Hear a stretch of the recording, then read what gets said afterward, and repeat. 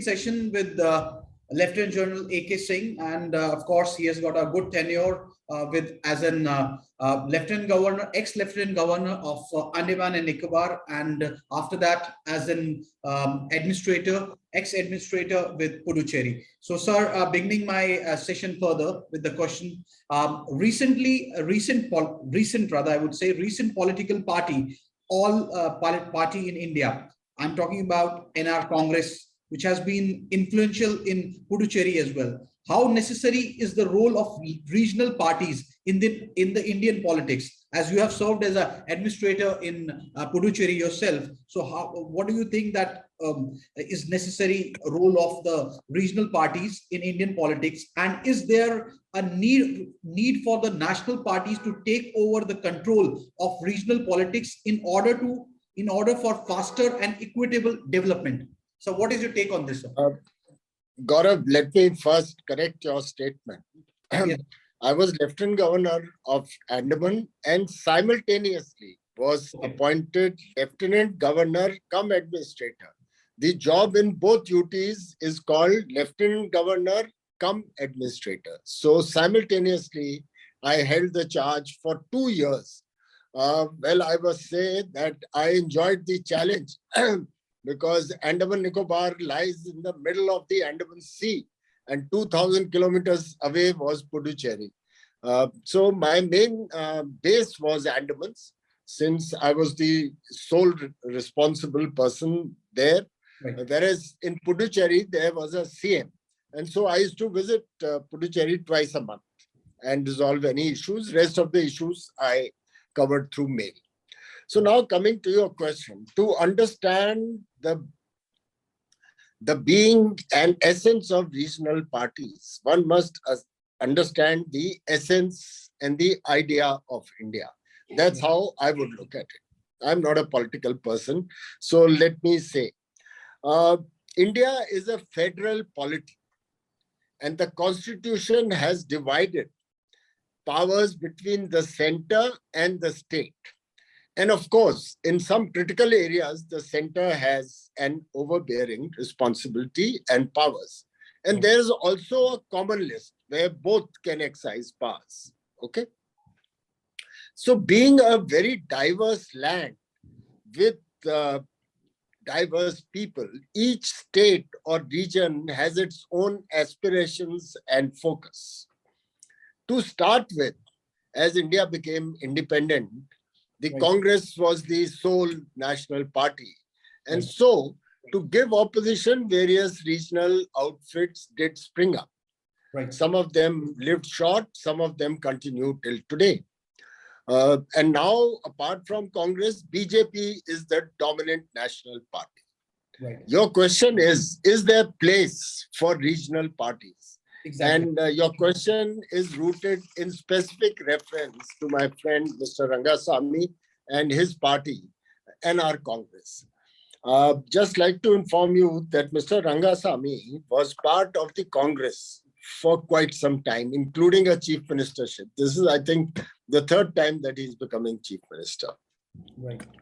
And at some stage, I asked him this.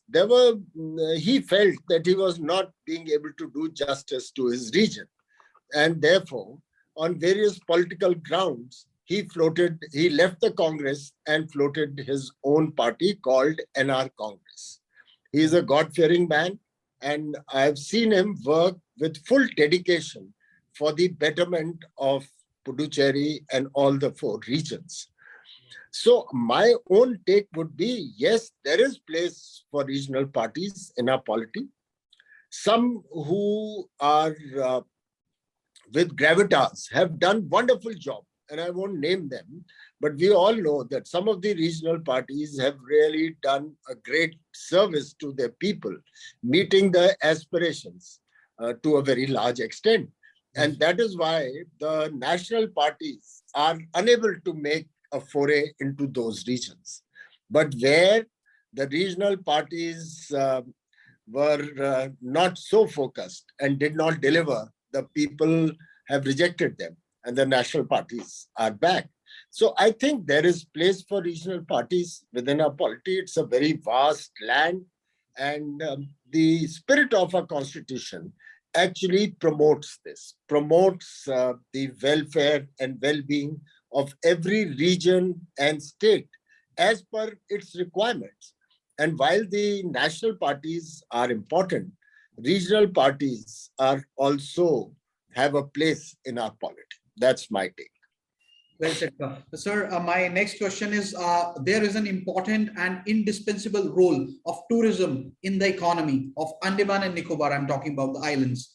And but at the same time, the heavy tourist influx has given rise to the issues related to the deforestation and environmental pollution. In your view, how can a balance be achieved between the two? What is needed? Further, the question says, what is needed to be done for managing the tourism in a way that natural beauty of Andaman and Nicobar Islands is maintained and the locals also get a reap to the economical benefits of the tourism at the same time, sir? Gaurav, let me say that tourism is one of the mainstays of Andaman Nicobar Islands along with fisheries. And Andaman Nicobar Islands is actually a tourism paradise. And let me explain. 94% of the area of Andaman Nicobar is forest, deemed forest or mangroves. Where will you find such an area? It has 1/3 of India's coastlines, some of the most pristine beaches. In fact, Radhanagar Beach has been rated as Asia's top beach for a number of years. Beyond this, it has great flora, fauna, and you'll be surprised to know it has 107 wildlife parks, marine parks, biosphere reserves, and tribal reserves. 107, the highest number in the country. So it's a paradise in every way. Two of India's only volcanoes are present in Andaman. Barren Island, which is active and keeps sprouting off and on, and Narcondam, which is extinct at the moment. It's a paradise for angling. It's a paradise for sailing. You just name it. Yes, this question has always been there and confronted me also while I was there. It was the question of the carrying capacity of the islands, not only related to tourism, but how many people can stay there. And certainly, as far as tourism is concerned, this question became important. And I explained to you how I outlined that Andaman, instead of having a single center of gravity, has 4 centers of gravity. Right. Security, development, nature and preservation, and tribals. And these 4 had to learn to live in harmony with each other, not at the expense of each other. So coming back to tourism, you see, when I went there, there was virtually a feeling that we should promote high-end tourism. So very few visitors will come, and it can be easily aligned to ecology. Right. Well, when I analyzed it, I found that if we did that, then the people's livelihood would get very greatly affected. You know, high-end tourism would not give you those kinds of livelihood opportunities as would the mid-segment. Mid-segment, you will have tour operators, you will have small resorts, you will have taxis and other means of transportation and things like that. So I think the key to tourism lies that whatever tourism activity, firstly, it cannot be uncontrolled. And for that, adequate restrictions are there. Sometimes those restrictions are quite severe. And I think we need to find a fine balance between the two, between development, tourism, and ecology. Number 2, that the central government needs to give a focus to tourism in Andaman Nicobar. And let me give you an example.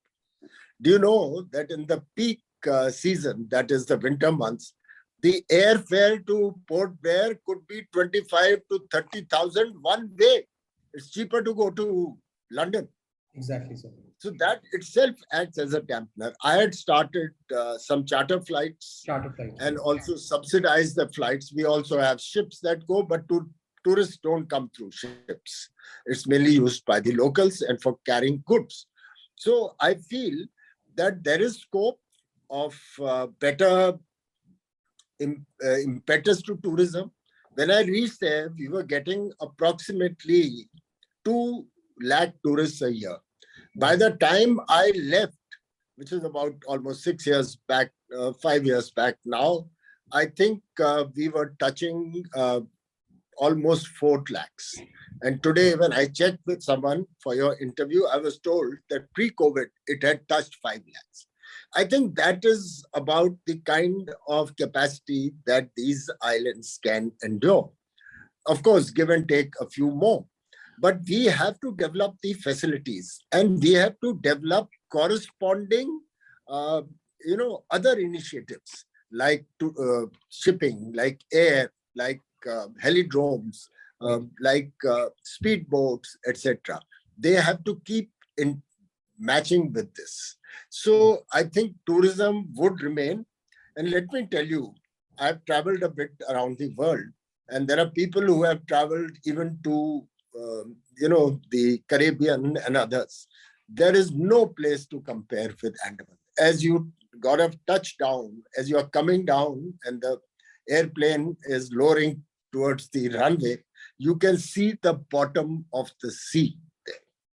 So of course, there are problems of pollution, especially of disposal of waste. So we had started a scheme where anybody who disposed of waste was given free passage in our ships, and he could go and sell them and make money on the mainland. So a lot of initiatives keep being taken, but I would conclude by saying you require dynamic minds. You require very compassionate minds to look at tourism in Andamans. It's very easy as an administrator to clamp down on everything, but that sort of impacts a lot of livelihood. On the other hand, it was also my endeavor that bulk of the people involved in tourism had to also realize their responsibility towards ecologically friendly tourism. Exactly. Okay. So administration, you mean to say administration and the public needs to work hand in hand to make successful running? Absolutely. It's a not very difficult proposition, but happens seldom. They are working in different watertight compartments. That's true. Sir, I'm talking about the tribes, basically, the Sentinelese with tribes. I'm talking about Andaman and Nicobar residing in the north of the island, of the Sentinel Island. One of the Andaman Islands in the Indian Ocean are the most isolated tribes in the world. And just curious to know, this is out of what I am curious to know myself, that you had any encounter or have faced any challenges with respect to these tribes during your tenure as a lieutenant governor of that union territory, sir? Gaurav, we would require a lengthy interview for me to share various aspects of the tribes, but I will focus on your question. Yes, sir. The Andamans are known to have been the home to 5 very primitive tribal groups since over 50,000 years. 50,000 years. They are the original inhabitants of the Andaman Nicobar Islands. And therefore, I would often make a point when I talked in the islands to tell people that the government of India and we in the UT administration have a grave responsibility. And we were conscious of our responsibility to preserve them. They had suffered a lot of lives were lost and they were degraded before independence. But now the government of India is providing a lot of safety and security to these tribes. Right. The tribes are of two origin. There are the Negroid origin and also of Mongolite origin. Yes. So I can talk of all, but the major tribe today is the major tribe today are the Nicobaris. So out of 30,000 odd tribes, 29,000 would be Nicobaris. And they are quite well meshed into the national polity, in the sense they are educated, they have got joined various vocations, IAS, IPS, everything. Though Nicobar group of islands is still prohibited, in the sense it is prohibited to foreigners, and even as an Indian, if you want to go there, you will have to seek permission. So that's the policy. The present government is tweaking it a little. Out of the other tribes, the one that often comes in the news is the Jarawas. So I won't talk of them today. We can talk some other time. Yes, sir. But you are asking about North Sentinelese. Yes. The Sentinelese are a tribe of Negroid origin. They live in an island which is called North Sentinel Islands, about 40-45 kilometers southwest of Port Blair, the capital city of Andaman. It's a small island, about 60 square kilometers, square in shape, 7 by 8 kilometers, something like that. And they live in complete isolation. It's not that people have not ventured. People have ventured to make contact a number of times, some deliberately, some due to a mishap. And they've been very hostile. A number of people have been killed. And the latest, if you remember, in 2018 was that American Yes, American tourist, yes. I think he was a tourist, or what purpose he came for, I would not know. But he ventured into the island, and he was his name was John Allen Chow, and he was killed on 17th November 2018. Well, when I reached there, one day I asked in a meeting the chief secretary and the tribal welfare secretary. I said, who is responsible? They were talking of Sentinel and the Sentinelese. And they said, son, as per the government policy, no contact is allowed. The Government of India policy approved, which has been given to us, is hands off. So my next question to them was, pray tell me, if something was to happen there, who's responsible for their safety and security? And both turned around and said, sir, you are responsible. I said, how can you hold me responsible when you are telling me that the policy is hands off? So how can I be held responsible? And there are many threats. Poachers come from various places. They could poison them. Forest fires break out and things like that. So I said, look, let's change this policy.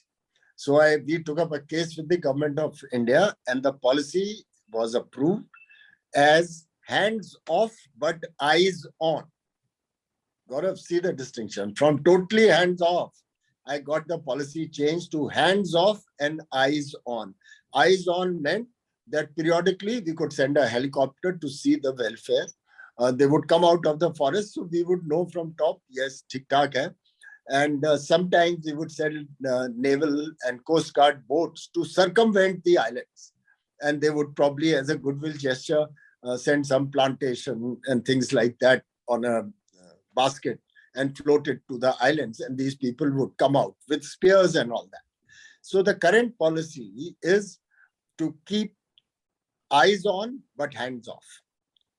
On the larger question of tribals, and we can discuss it at debate sometime, it can be a full interview. There are two schools of thought, Gaurav. One school says that any contact of these primitive tribes with modernization has been detrimental to them. And therefore, please leave them alone. Don't try and meddle with them. Don't try and bring modernity to them. The other view, which is equally strong, and I had to face both the view, and I called an international conference to resolve this issue. The other view is, who are we to deny them the fruits of modernization? Their children also look in the sky and see airplanes flying. So let's slowly get them back into the mainstream. So these two views are there.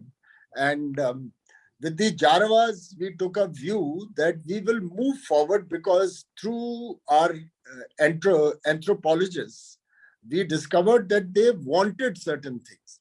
So we said we will move surely forward, but at the pace and the desire of the tribals, which we will ascertain through specialists.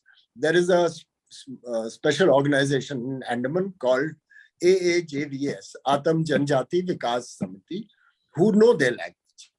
But in the case of North Sentinelese, the policy is to let them be, because they have shown over the years that they want to be left in isolation. In fact, they may be the only tribe, maybe one more tribe in Brazil, who have maintained no contact with the outside world.